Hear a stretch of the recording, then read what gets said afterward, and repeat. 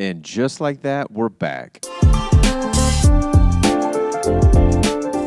Welcome to the Find and Follow podcast, where we are all about helping you find and follow Jesus in your everyday life. And I say that Craig is here, Kyle is here, because in real time, we've been off for a few weeks. What's your name? Oh, I'm you? Scott. You're Scott. Okay, good. We are the hosts of your podcast. This is episode 134. We've done a lot of these. Some people may not even know we took a break because they've been listening from way back. And so they're like, yeah, just kick over to the next episode. But it's been 3 months since we've had the podcast. And I was thinking about the break and realizing that for those, and we have a few of them, who want to listen to every episode, and they started way back and they were months behind, this gave them a chance to catch up. Yeah, there you go. Or go back and, start over again. Re-listen to the good episodes. The good episodes. There are better episodes than others. Oh, for sure. Because we've all listened to parts of them or either just been real-time in a conversation going, this one's not great.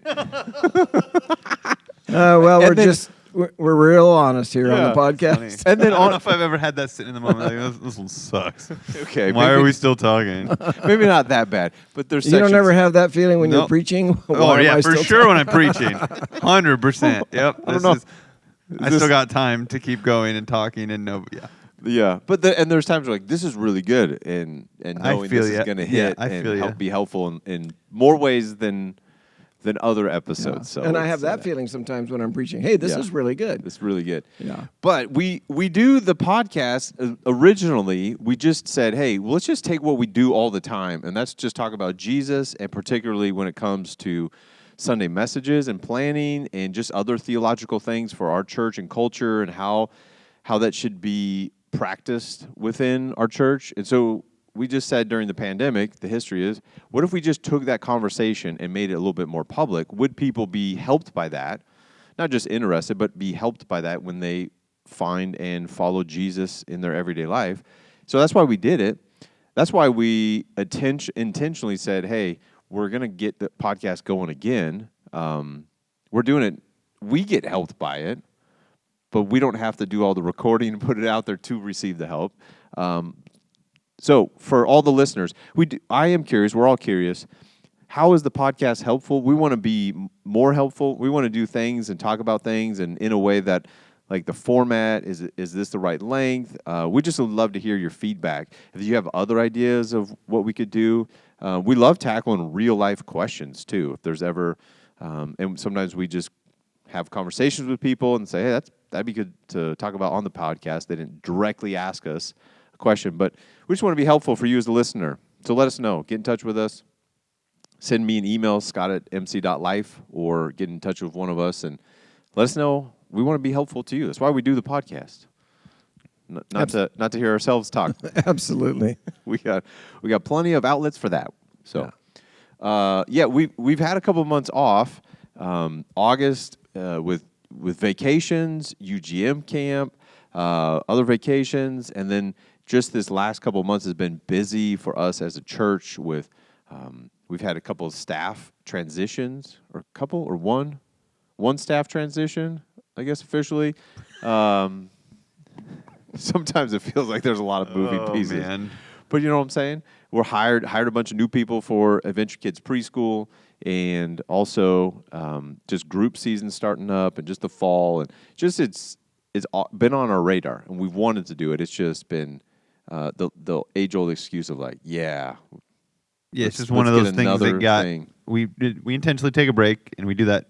I don't know how long we've been doing the podcast, but we typically do that in the summer, right? Mm-hmm. We're all going to be gone. We got camps, we got stuff, and then it was just one of those things that you put down, or you put, you take off the stove, and we just were like, not even put it to the back burner, right? You take it off, and it's like, that's one thing we could not have to put back on right now because we got so much stuff cooking and boiling and doing. I'm still going with my stove metaphor. I'm with you. Can't catch me. What are you cooking? Right? Something good? No, I don't know. I've been doing a lot of just cheese or chicken and ground turkey. That's what Harper eats a lot of right now. Oh. It's easy. Meatballs is what she's having for lunch today. Meatballs. Made lunch today to pack with her for Grandma and Grandpa's house. Wow. Meatballs and some carrots. Nice. Yeah, that's pretty much it. There you go. So yeah, it was just one of those things. It's like, oh yeah, hey, we should put that back on there. We should put that back in the schedule. We should get back in the rhythm. And it's like, yeah, but it's also we got a lot of other stuff. So we've been talking about it. Like, we should do that. Yep.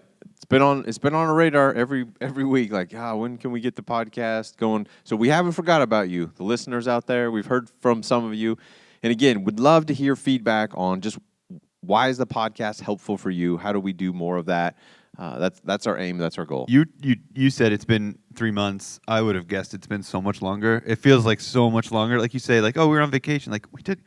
Oh yeah, my family was in town. Like I would have said that was 6 months ago. I was like, oh yeah, that was 6 months ago that my brother was in town and my nieces and nephews and my sister-in-law, and we went to Hawaii and Dallas. I'm like, I was like a few months ago. It feels like ages ago. Yeah, man. It's been a bit. Yeah, it definitely feels that way. So, but we also have this part of it for me. I don't know if you guys feel this, but we're going through Matthew. And I don't even know how many episodes we've been in Matthew. We're in chapter 26. There's only 28 chapters, and we stopped. And so the tenacity side of me, the finish guy, goes, we're running a marathon. We're at mile 24. We just up and off the road at the aid station. Yeah, we got to get those last 2 miles in. There's no time limit on this one. You know, that never even crossed my mind. It never crossed your mind? And I'm more of a tenacity guy than you. He said that the other day when we were talking about doing it again. I'm like, oh, yeah, cool, sure. Come on, one of the listeners got to help me out and go, you guys haven't, you're in chapter 26, there's 28. Somebody's got to finish this up. Somebody help me out there. Well, I'm Come sure on, let me know. Feeling it for Give sure. me some help. You guys didn't feel that? No. Like, we got. But I'm also not a consumer again where I was like, oh, that was really cool, Matthew. Yeah. Oh, and I've read the other 2 chapters. I've studied the other 2 chapters. So for me, it's not like I have. Is that recently? Yeah. Yeah. And excellent. Great job. So Good job, Pastor Kyle. I'm not like, it's like if I was reading the story and didn't get to the end, like what happens?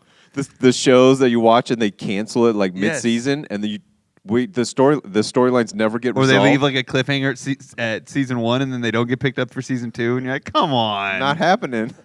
Yeah. Okay. So I don't have that as much as like, does Jesus make it? Is he is he the Messiah? I don't think anybody was on the edge of their seat wondering what the end of the story is. But in the story of Jesus, we are at the climax here. This next section is the whole point of Jesus coming to earth, God coming to earth. And so it's been a build-up to this point, and we're like right here, and we're going to jump into the Last Supper, communion, and hopefully create some helpful depth and meaning to communion. And we usually experience it like once a month or every couple of months for a couple of minutes, and yet it's far more than what we get and why we do it, and we're leading into the death and resurrection of Jesus, and that's what our faith is built on. And then we just took a break and never picked the podcast back up. That's been eating at me for a while. I'm like, we got to jump back into it. Well, just for your sake, Scott, I'm glad we're doing the podcast again, so you aren't getting eaten up on the inside. Yeah, he's having like OCD, like it's got to get finished. I got to do this. Well, I appreciate it. Then tie a bow on the end of it. Again, I don't have any tenacity, so I'm like, I'm good. We live halfway through. We're good. Would you have been good just to, like, if we started something else? Oh, yeah. Hey, guys, welcome back to the podcast. We got a guest here today. We're going to start in John. Yeah, we're going to redo John. Yeah. No? Oh, my goodness. Yeah, that would drive me nuts. Wouldn't even have thought about it. Wouldn't have thought about it? I didn't know where we left off. Oh, man. I'm just, again, it feels like it was 6 months ago. You could have told me, hey, we're in Matthew. I would have known if you threw out hey, we're in Matthew 3, and then I would have started looking like, nah, didn't we already talk about that? But you could have told me, yeah, hey, guys, come back prepared with Matthew. If I was like, 18. hey, let's talk about Philippians. We're just going to go through that in the next 6 weeks. You're like, sure. Yeah. Oh, man, we got to Well, that's because you run the podcast. You're the boss. Yeah, and we just do what you tell us, right? I appreciate that. Well, let's go here. We're in Matthew 26, chapter 26, and it's the recording of the week of Jesus and his disciples coming to town. And again, if you're listening like episode to episode and you didn't have a 3-month break, you're like, yeah, I know where you guys are at in the week. And they're getting ready for the Passover meal and for Jesus to be betrayed. That's where we're at in the story, which is hours away from the crucifixion and days away from the resurrection. And it's huge. This is the foundation of our faith. And so Judas agrees to betray Jesus. They're having dinner together, and we're in verse 17, basically. Matthew 26, verse 17 is where we're at. if you're following along, if you're driving, if you're doing yard work, you're probably not mowing right now. But if you're fall cleanup, you're washing dishes, you're probably not looking at the scripture. So we'll try to make sure we probably got podcast listeners that mow year round, right? We different hit warmer climates. climates out there in the podcast world. Maybe, could be. So it's really, really significant and relevant for us today as we remember real time. This Sunday, we're going to do communion at Mission Church. Real time, we're going to remember who Jesus is, what he's done for us, and look to the future and have hope through communion, through taking of like juice and a cracker. And we could probably have a whole episode about funny communion moments or like weird crackers or just the mechanics of like there wasn't grape juice, and then some people have done more of traditional, like we all drank out of one big glass of wine, or like Catholic tradition that like priest served it to you and put the thing in your mouth. Just there's so many different mechanics to it, but there's so much meaning and importance to it. So we're jumping in here. Initial thoughts on Last Supper and stuff, or should we just jump into the scriptures here? Just to the context, I was just looking back 2 years ago. We did something that I really liked leading up to Easter. We walked through the last week of Jesus' life. Remember that in our series King? Yes. In April of 2022. I looked at the app and pulled it up. Yeah. Mr. No Details is like very detailed right now.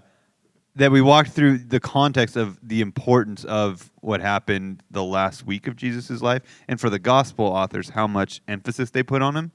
We might even talked about this on the podcast, like for Matthew 26, the amount of material that's devoted to these last little parts. So the context of what's happening, the context of the Passover festival in the Jewish tradition, who again Matthew's writing to, like this. It's really easy for us to read, kind of like, oh, this is cool, and Jesus is coming into town, and he's anointed, and all this kind of stuff. Like the massive festival that is happening around Passover in the Jewish tradition, especially in ancient Judaism, is hard for us to fathom. The pomp and circumstance and the festivities of all of this. So I think just having that backdrop, understanding what's going on and how significant this moment already is for Jesus and his followers. This is a big deal for Jewish people. Everything that's happening in these things that we read is already packed with so much weight, so much significance, so much culture and celebration, and Jesus just like blows the lid off of it. And the background to the Passover observance is that God commanded them to observe the Passover, and it was to remember what happened in Egypt. That's where the name Passover comes from, because the angel of death was sweeping through Egypt during the time when Israel was being liberated from the oppression in Egypt, and they put the blood on the doorpost, and wherever the angel saw that blood, then that angel would pass over, and if there was not blood on the doorpost, the firstborn would lose their life. And I mean, that's all pointing to Jesus. I mean, it's a foreshadowing of what Jesus' shed blood does for the repentant sinner. He'll, by fulfilling the type of the Passover, Jesus makes it possible for people to be saved. Yes.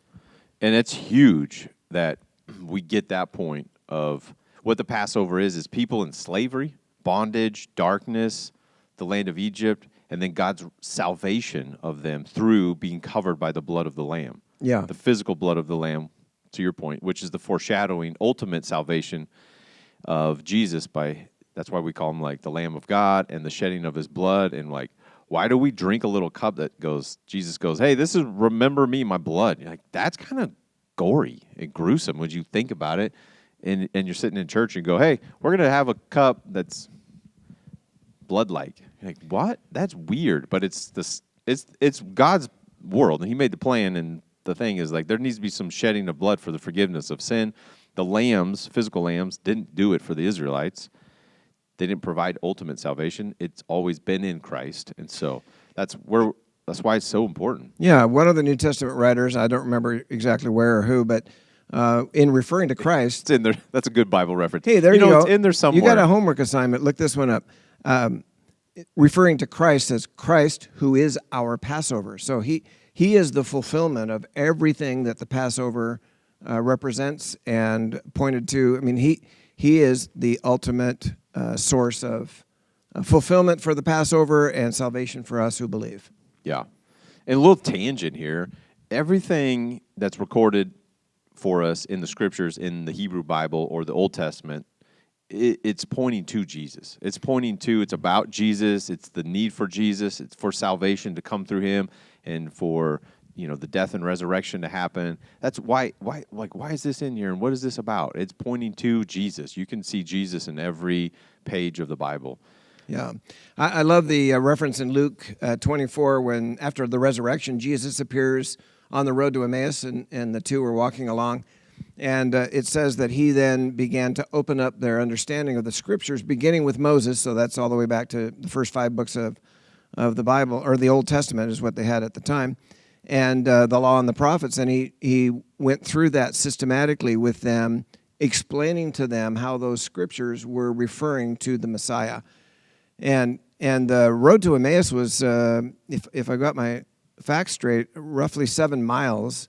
And so, and they're walking, so it's, whatever their walking pace is. They've got like 3 miles an hour. Yeah, so they've got a long Bible study, and interestingly enough, they don't recognize that it's Jesus yet, but he's teaching them on this long walk all of the things in the Old Testament, to your point, Scott, that point to him. Yeah, super cool. And I don't think Jesus was a person that was in a hurry ever. So he wasn't pushing it. It wasn't like 4 or 5 miles an hour because then we're slight jogging. He was probably a 3 mile an hour. But he was the resurrected Jesus? Was he a hovering? Or they didn't recognize that it was Jesus? Does he even have to, I think he could walk. He didn't break a sweat for sure. Yeah. By the way, do you know when they did recognize him? So they end up in Emmaus. They go to the house. Jesus was going to actually pass by it, the scripture tells us. I was going to have an answer there, but he didn't leave room for it. Did you have an answer? No, go ahead. You're already going. Oh, yeah. Well, so they go to the house, and it's in the breaking of bread. And we know that because their eyes are open, and they recognize that it's Jesus, and Jesus leaves them, and then they run back to Jerusalem. They just walk to Emmaus, and they make haste to go back to Jerusalem. They tell the disciples, yeah, it was the Lord, and we recognized him in the breaking of bread. Something about when Jesus took the bread and broke it, which brings us back to this Last Supper. Yeah, and I know I was cracking a joke about the speed in which Jesus would walk, but I'm just personally on a kick, and I think it's helpful for a lot of us, if not all of us, that Jesus says, hey, you want eternal life, you want the full life, I've come that you may have life and have life to the fullest, and we all go, yes, yes, and our hearts are built for that and drawn to that, and then we try to live the full life of Jesus without the lifestyle of Jesus. And they aren't connected. And when he says, come to me, all you who are weary, need rest, and take my rhythm of life upon you, we're like, no, I just need your rest, and then I'm going to go back to what I've been doing and how I'm living, and then be really confused of why this life in Jesus isn't working. Because I don't think Jesus was ever in a hurry, internally or externally. Yeah. You know what I mean? So that's my tangent, and we should get back. But speaking of hurry, I thought about you. Because the original Passover, they literally were getting ready to leave town because they were going to be set free. And so the instruction was to eat in haste. And I was like, oh, I know a guy who would love to eat in haste. You're talking about Egypt. Yeah, the Passover, like what they're doing for this week. And it's a week-long celebration, too. Not 3 minutes in a gathering, like it's a whole week. But the original Israelites, put the blood over the doorpost, and then eat with your shoes on, your coat on, and car keys in hand. Because it's happening. So that's how they ate, ready to go, and they ate in haste. And I was like, oh, I've eaten with a guy right here, I Kyle. can't not eat in haste. It's like, you were built for the Passover meal. There you go. I'm just trying to be more like, God's instructions to his people. Yes. I want to feel like I'm God's chosen community, his children. Yeah. So I eat in haste. You eat in haste. Yeah. Anyways, I thought of you. Thanks. And Jesus is doing something new here that is, you said already, Craig. He is fulfilling the promises that lead to the salvation of all people. He has come to fulfill that, right, and to make a new covenant. That's why we call it the New Testament. There's an Old Covenant, and the Old Testament is another word for covenant, but this sacred partnership agreement with God and people. And I love it. If you're not clear on all of this, like Hebrews is a great book of the Bible to read. Hebrews 8 talks about this. The agreement that God had made with Moses and the Israelites is the context. And in verse 6, chapter 8, verse 6, but the ministry Jesus has received is as superior to theirs as the covenant of which he is mediator is superior to the old one, and it is founded on better promises. So you may have lost me there in some of the language there, but the covenant that Jesus is making, the agreement, is based on better promises.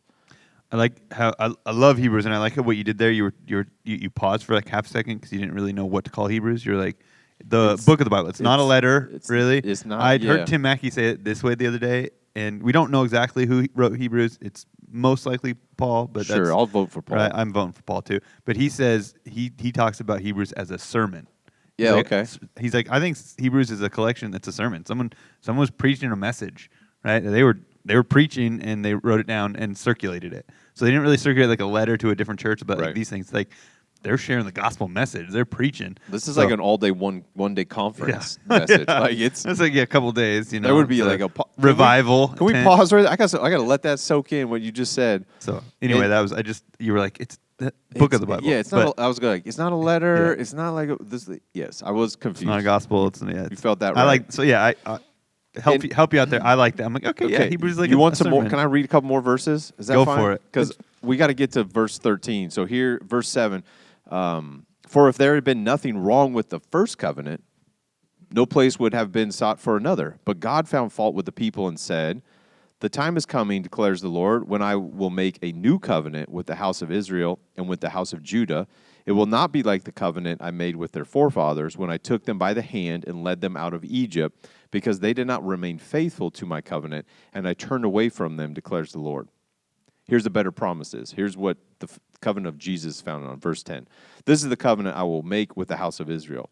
After that time, declares the Lord, I will put my laws in their minds and write them on their hearts. I will be their God, and they will be my people. No longer will a man teach his neighbor or a man his brother, saying, know the Lord, because they will all know me, from the least of them to the greatest. For I will forgive their wickedness, got to flip the page, and will remember their sins no more. Verse 13, at the end of it, by calling this covenant, quote, new, he made the first one obsolete, and what is obsolete and aging will soon disappear. And this new, better promise, because of the work of Jesus, that this meal that they're experiencing together and the death and resurrection, I love this. I will forgive their wickedness and remember their sins no more. Like that's the good, better promise. That's why we need a new covenant. That's why we need a new Lamb of God, forgiveness of sins by the shedding of his blood once and for all people of all time. The reference to the fact that the new covenant makes the old covenant obsolete, I think is a very important point of understanding for people.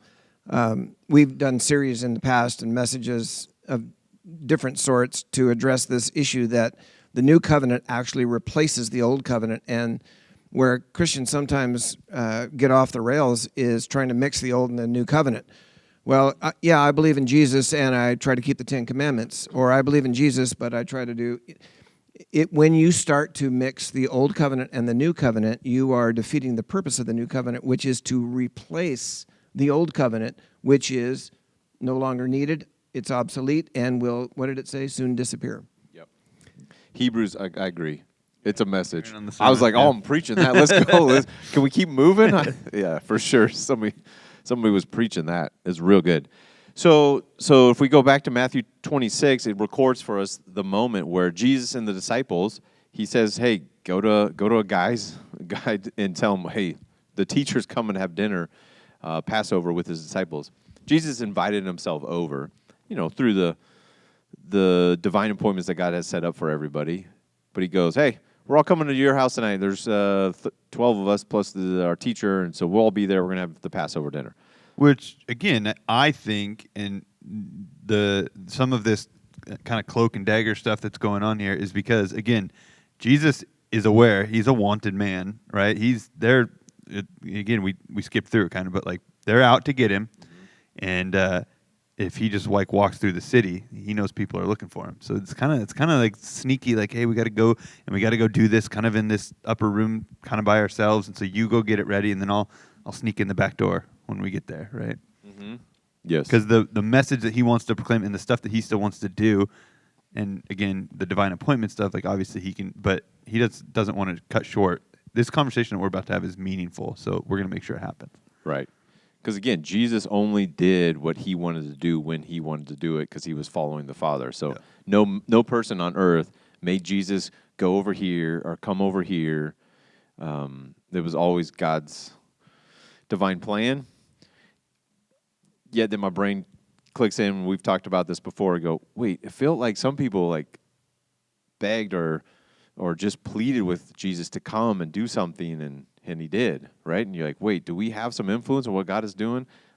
Let's not take that side road today, but let's stick to the... You just did. I know. But thanks for bringing it up. Throw it in there.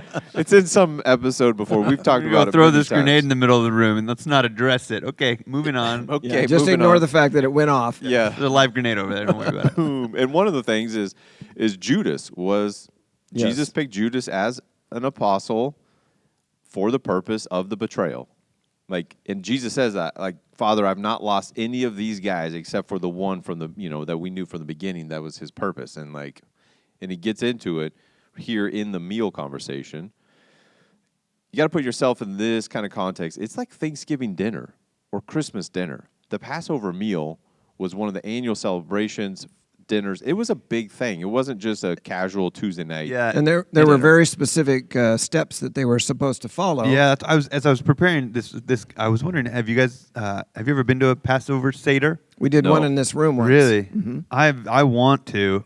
So again, 2022 when we did that series, I dove deep into some. I grew up. I had a really close friend growing up that was Jewish. I went to her bat mitzvah, and so.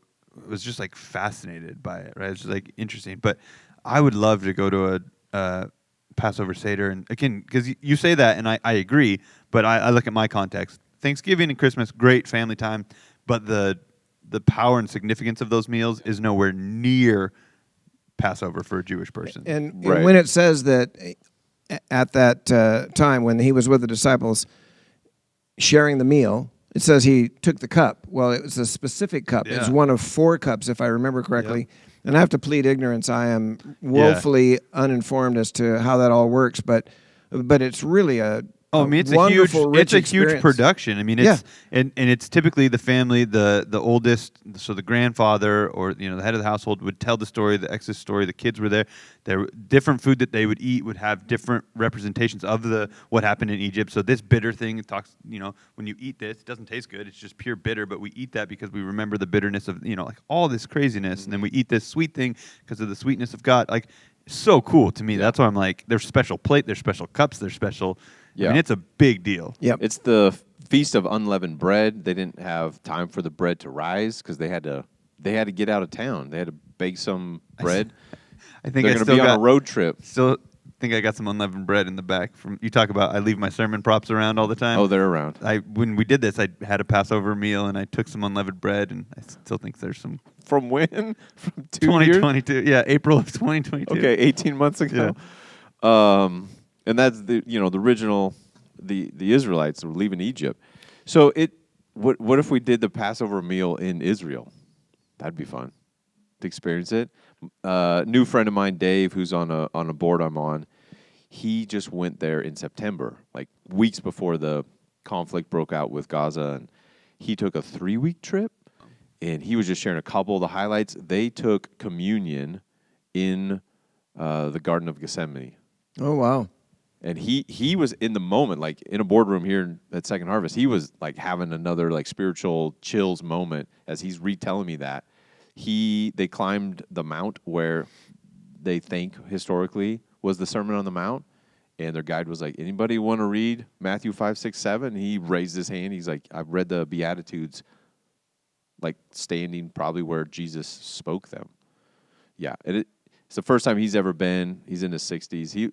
He was just recounting it. And it was a couple months ago. That's He fabulous. still is so fresh. So maybe we should go to Israel and have Passover and walk through that. That would be powerful. Yeah. Like, wow.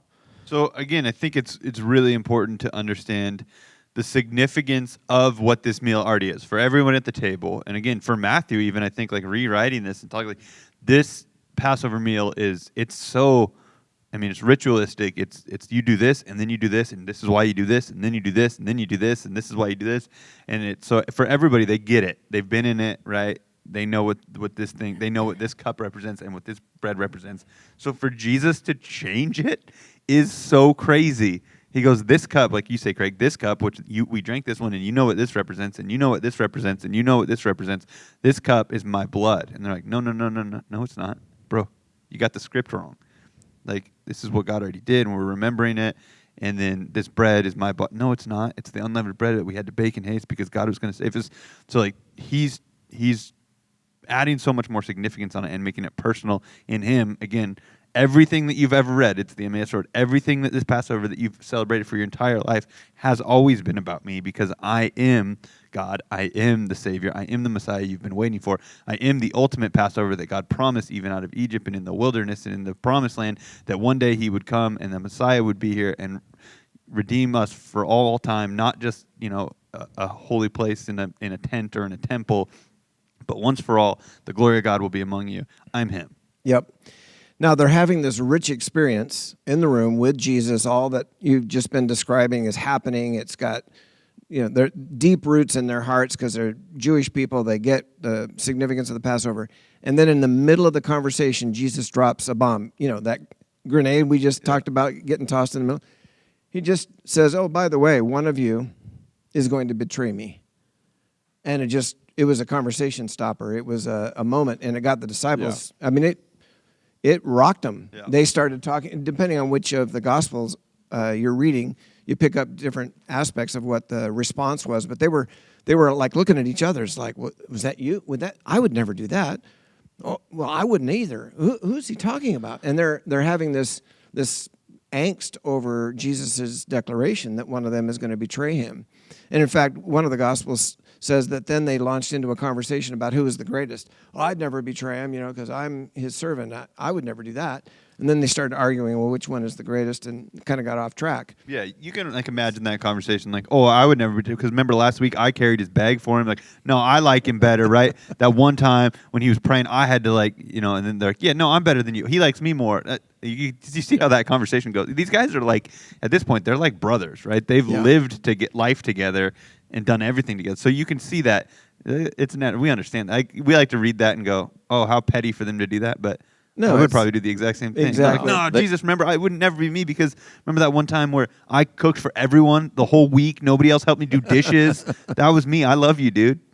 They were pointing fingers for sure. And it says in verse 22, they were deeply grieved. So they're not just, reacting in all the ways we've already described, but in their hearts they're just like, I just can't believe somebody would do that to this one we love and care about so much. Because that just grieves my heart. I've never really thought about it in these terms because you read and Jesus kind of had three dudes who were maybe a little closer to him. So you always think these guys were probably really good friends. Some of them, brothers, all that kind of stuff. Judas was there. He was their dude. He was a brother. And then all of a sudden now he's not. Even that fact of being like you're saying, not us. It's the guys. It's the bros, right? It's none of us. It's like they've been in battle together. They've just had their feet washed together, yeah. And Judas was there. We know that from John 13, which preceded this whole conversation, and the other Gospels don't record that for us. But he's had his feet washed by Jesus, which was this humbling, moment. I mean, the guys are just beside themselves that Jesus would do that, and then he has this conversation with Judas, and they begin to observe the Passover. And I just can't imagine, after all of that, I mean, talk about an emotional roller coaster. It's like they're just humbled and awed by Jesus washing their feet, and then they're enjoying this wonderful, Passover meal and starting to get hints that, Jesus is the fulfillment of all that. And then, oh, by the way, one of you will betray me. Yeah. And then he identifies who it is. It's like when you're at Thanksgiving meal and it's wonderful and everybody's getting along, and then somebody goes, well, I voted for so-and-so for president. Who are you voting for this next year? And you're like, are you kidding me? Why are we going to talk about that now? That's not appropriate. Or the taboo, family topic. Say, or it's like, I hope he doesn't say that thing that happened. Yeah. Just don't. Then, boom, here we go. He brought it up. He had to say the word. Yeah. The Google power of the Google here, to circle back around to the meaning of the 4 cups. There are 4 cups for the Passover. Nailed and again, it. I'm super ignorant. I remember there was an old video like the 4th cup, a Dan Stevers video. Do you remember? Anyways, way back. Okay, Kyle wanted to play ignorant right there, like he wasn't with me. Everybody else is like, who's Dan? Like I thought you were gonna say something like a. There was a 4th cup video that helped me remember. Anyways, back to the covenant thing. Exodus 6, God, because let me zoom back out. The Israelites were in slavery for 400 years. There was generation after generation that just had no clue about who the God of the Israelites was. And so it was really like kind of starting from ground zero for a lot of them, right? I'm not wrong on that. Correct me if I am. But Exodus 6, God says to Moses in the effort to help lead the people out of Israel that he's going to remember his covenant. And then verse 6, therefore say to the Israelites, I am the Lord, and I will bring you out from under the yoke of the Egyptians. So they take a cup, and it's the cup of celebrating the sanctification, the bringing out. And then he goes on, I will free you from being slaves to them, which is the cup of deliverance from slavery. And then the cup of redemption is, I will redeem you with an outstretched arm and with mighty acts of judgment. And then the cup of praise, I will take you as my own people, and I will be your God. To a group of people who a lot of them had no clue about who their God is, but this God shows up and is their deliverer, redeemer, savior, and in what you looked at, did you discover which cup it is? Is it the 3rd cup or the 4th? I think it's the 4th cup, if I remember right. But again, I'm ignorant here. There's another homework assignment for our listeners. Or us. So cool. I would love to go and experience like a legitimate Passover Seder, just because, like, again, all this, and for me, and like I look at it, and then I'm a little bit heartbroken for modern day Jewish people who are like, man, you don't see that this is Jesus, right? Like, yeah. So that's what's going on, and that's really hard for us as pastors and leaders to go, let's have a communion moment. We're going to squeeze it between song 3 and 4 this Sunday. And let's take a couple minutes, and we have the logistics of passing it out, and did everybody get the little piece of bread, and here's a cup, and the music's playing, and somebody like got up and walked out of the room, and somebody over here is coughing, and then a cell phone goes off, and you go, hey, do you guys get what's going on here? This is about the salvation of all people and who Christ is, and it has so much meaning and depth. Like, we don't practice it well. It should be over a week-long festival, like 7 days to stop and go, who is God? How is he delivered and redeemed and saved? And our cup of praise that, like, he's our God and we're his people. That we slow the entire commerce down, the entire world down, and we take time to delight in who God is and be his people. And I feel that like tension and frustration as a pastor and a leader going, well, we've got 3 minutes in our Sunday gathering to do that. Well, I don't think we can do that, what they're doing. They took a long meal. They reclined at the table, you know. They had a different physical posture for eating. And then they took a long meal, and they had 4 cups, and they had cups wine during dinner and then after dinner, and told the stories and generational And by the way, things. it's likely that they didn't have chairs at all. The table was a low table set on the floor, and they would sit with pillows. Yeah, with pillows, exactly. And so, I mean, I do really want to go to a Passover Seder, even though I would have to change my eating habits. It's not. I would not be eating with haste. Did they still eat with haste to just remember how they ate? I don't know. I don't think so. Ignorant it. But do you feel the rhythm, like when Jesus says, follow me, embrace my lifestyle? Like that feels and looks a lot different to celebrate communion than what we all practice. Yeah. And have experienced in life. There's a lot there, but we'll keep moving along with what Jesus is doing, the new meaning to it. His body and his blood, significance of the breaking of the bread and the cup, right, is revolutionary. Yeah. But it's what all people were waiting for. Yeah, and again, to have the original meaning, and Craig, gave you the 30-second version, right? There's this blood over the doorpost that is the power of that blood means you don't die or your family is, spared. And so they're like, wow, this blood is amazing, and there's significance to that. You talked about, Hebrews talks about it, and in the sacrificing of lambs and goats and the blood, they did that for years in the tent in the wilderness, and then in a tabernacle, and then in a building they built for God. And so but then again, all in this waiting for God will one day come again where there's a more significant sacrifice and so for Jesus to say, that's me again, the power of that blood is so significant and so very real and recognized. Again, when you hear Grandpa talk about great great grandpa and great great great great great grandpa, who like you don't even believe, like they left Egypt and the water was opened up and the armies were swallowed behind them, and literally our people were saved, and this blood and all these things, and they're like, this is our history, this is our family. Like you think about it now in America, where we kind of can get obsessed with like family trees and Ancestry.com and where did we immigrate from and stuff. Like you had families that were telling these stories of like, here's how rough it was for these decades in slavery in Egypt, and then we got out of it, and then praise be to God, and the promised land and all this kind of stuff. Yeah, great great grandpa had to walk for miles in slavery and all this kind of stuff. So that significance for Jesus now to go, okay, now the time has come that you've been waiting for generations and generations and generations and generations, and they've been hearing it from for years now. The kingdom of God is here. Eternal life has come. The Messiah, the King, the Anointed One is here.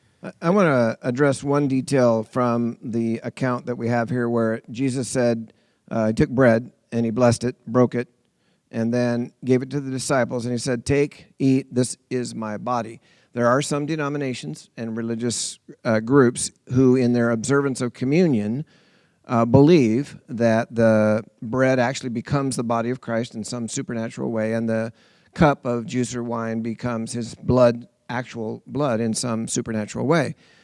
And the problem with that, and I guess I understand how they got there. They were trying to add meaning or significance or whatever, and they were taking this literally in a way that they never should. But the real easy way to understand why that's not the case is to just observe the fact that Jesus is sitting there in his body, and he hands them bread and says, this is my body. No, I'm holding it with my body. I'm holding it with my hand, right?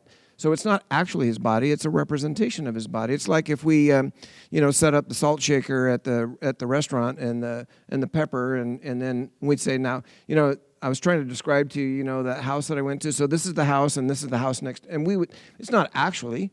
We would get that in a real simple common sense way. That's what's going on here. Hey, this bread represents my body, but he just says it simply. This is my body.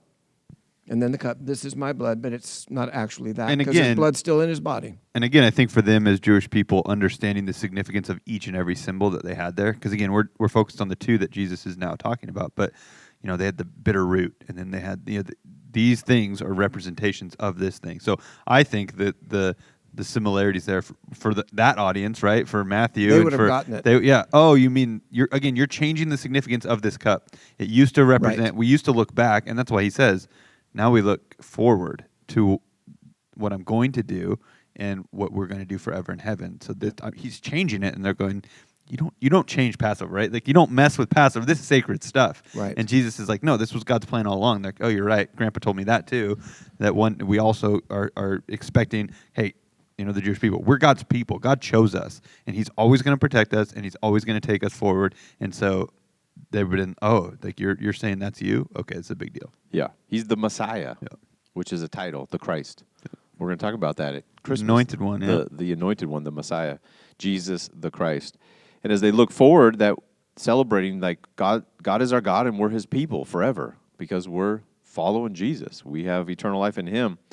And back to the moment of the Passover being totally different than any of these Jewish men had ever experienced, where Jesus is adding the fulfillment to what they had been waiting for, but also with just the relational conflict where somebody's going to betray me, and no, not me, not me. And Jesus calls him out because he says, no, but you, Judas. And then where everyone's like, oh, good, glad it's not me. He goes next later, he goes, actually, I'm going to call y'all out because y'all are going to abandon me good today. Mm-hmm. And then Peter and because he says, Jesus says this, so you're gonna fall away on account of me. That you're gonna get this pressure cooker cultural situation. Go, are you a Jesus follower? Because if you are, you're gonna feel some external pressure. Like in 2023, if you want to voice it out on the line somewhere, you're going to get some haters. You're going to get some people who want to say you're not politically correct or cancel you. Like, you're going to feel some pressure. And Jesus, I'm not sure where he's quoting, but it's written of him, I will strike the shepherd, and the sheep of the flock will be scattered. I'm sure there's a note here in my study Bible about where that's probably a psalm. Zechariah, maybe, 13:7. I don't know. We're doing real good with Bible references today. And by the way, I feel like we're rusty. People are like, yeah, you guys are rusty. 1 Corinthians 5:7. I found it, and I was like, we kind of moved. We were past it by the time I Googled it. For those of you that didn't look it up yet, there you go. That's the Passover one. Christ, who is our Passover or Passover job. Lamb. Yeah. People are still listening. They are writing copious notes right now. I have to ask right now in it, is this one of the ones that you feel good about? Or are you the episode? Yeah. I feel real good about it. I was just wondering, because I've never had that. How do you feel? I feel like I always do, but you threw it out there that sometimes they're bad. If our listeners have gotten this far and it's a bad one. Yeah, I don't feel like ever a whole episode is bad. It's just sometimes chunks, like we get off track and we get on. Let me just pat myself on the back a little bit. I did have intentions, didn't do it. This is a great time to restart the podcast, because you know what this week is? The start of Gonzaga basketball season. No. I had no idea where he was going. I didn't even talk about Zags basketball. I was legit like, is there a Jewish festival that's starting? And like, it's unleavened bread. Yeah, I was like, Passover. Wait, we got what? It's the feast of Gonzaga basketball. Oh, we're ready to go. Now till the first week of April. Buckle up. No idea where you were Zags going. basketball. There will be a Zags reference probably in every podcast until April. And I was doing great until Kyle brought it up. What? I didn't bring it up. Oh, little side note here too, where this festival is the 14th day. It starts on the evening of the 14th day, so technically the 15th day through the 21st, 7 days. Because Jewish calendar, their day would stop at sundown. So the new day would start with rest. It would start with, the evening. So that would be their day, where we have it right in the middle of the night for most of us, unless you go to bed at 1 a.m. So the 14th day, that evening, would be the Passover. It would kick the week off in the first month, which is springtime. So if you ever wondered, like, why is Easter always like end of March, 1st of April? Like, how do we figure that out? Is it connected to like the moon cycle and stuff? It's because that's when they celebrated the Feast of Unleavened Bread. That's, if you've ever wondered why Easter date moves around every single year, it's not just December 25th, which, yeah.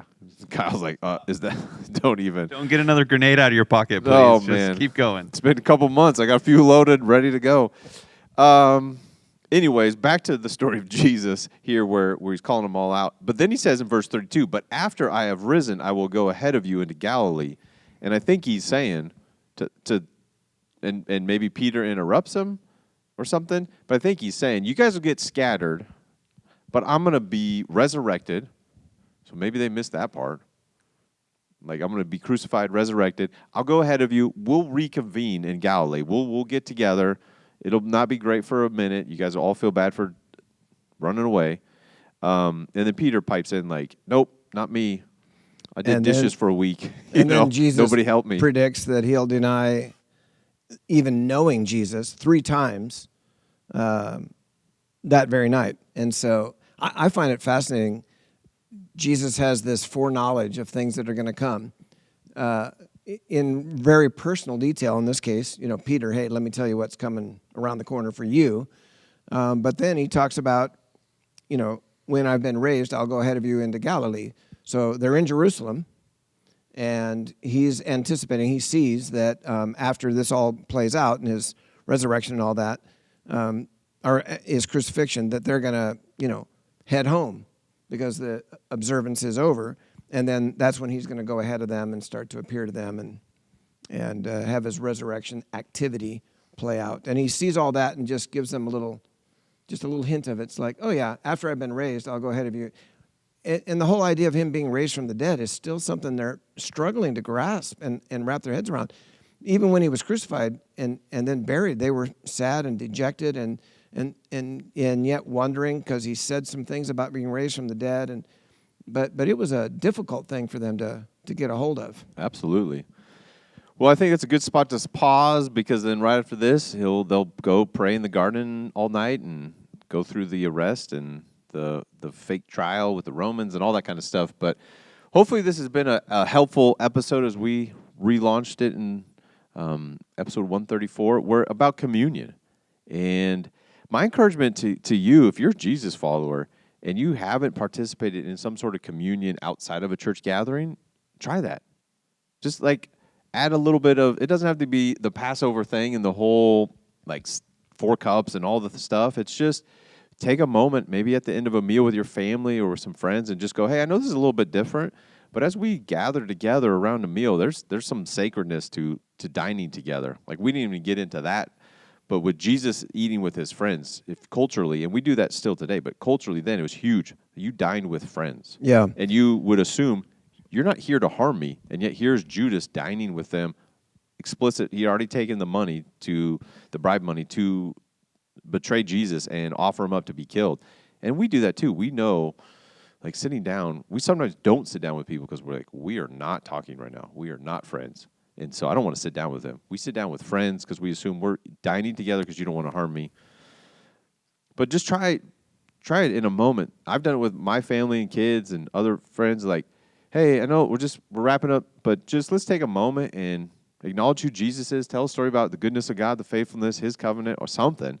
And just remember how good God is. You are qualified. Some people don't like, can you do that? I'm not a priest. It hasn't been blessed by some pastor or priest. We buy Welch's from the store and take it out of the big jug and put it in little things. And volunteers do that. So to kind of just pull back about here at the church. For communion, like, what do we use? Use whatever you got for symbols that I was a middle school student. I remember sitting on the floor of, I think it was a college campus. We went to a retreat, sitting on a floor with my friends in high school and ripping chunks of bread off and like dipping them in this random thing. And I was like, we could do this? And it was like new to me to just like you're talking about, experience it. It's about the community. It's about what they represent. Again, when we're getting that and understanding, we look back to the cross and we look forward to eternity with him. That's what it's about. Yeah. I like your encouragement, Scott, encouraging our listeners to think about doing communion in some setting other than Sunday morning in a church building. Yeah, I did it one time at a council meeting. I just felt like the Lord just encouraged me to do that, and so we took a lot of time and set it up, and then took time and shared communion together. And I'll tell you what, I mean, it was emotional and it was moving, and I remember it vividly to this day. And I mean, that wasn't a standard thing. I just, was led by the Lord to do that in that context, in a business meeting, basically. And hopefully for everybody, listen, every time you do participate in communion, whether it's 3-4 minutes in a gathering, like this Sunday or in a few weeks or whatever, that it has more depth and meaning, and maybe the person facilitating the communion says, hey, let's take a moment and just thank God for who he is and what he's done. There's a new depth and level of the salvation and redemption and deliverance, and that we're God's people and he's our God and we're going to live with him forever. So anyways, I'm excited we're back at it. Thank you for, I'm glad my mouth is working. Thank you for participating, being here. Thank you for tuning in, listening again. And we just want to make it helpful for you. So let us know what is good about the podcast. So have a great week following Jesus. God bless. We'll see you on the next episode.